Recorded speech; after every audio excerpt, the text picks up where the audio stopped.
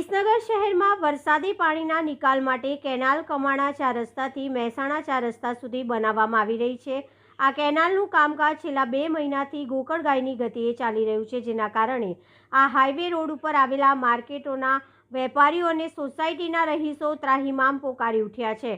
વહીવટી તંત્રને પણ ખ્યાલ હશે જ કે દર વર્ષે ચોમાસામાં શહેરમાં માંડ 2 ઇંચ વરસાદ પડે છે, ત્યારે કમાણા 4 રસ્તાથી મહેસાણા 4 રસ્તા સુધીના રોડ ઉપર જળબંબાકારની પરિસ્થિતિ સર્જાય છે, તો પછી વહીવટી તંત્ર દ્વારા આ રોડ ઉપર વરસાદના સમયે કેનાલની કામગીરી શરૂ કેમ કરવામાં આવી છે?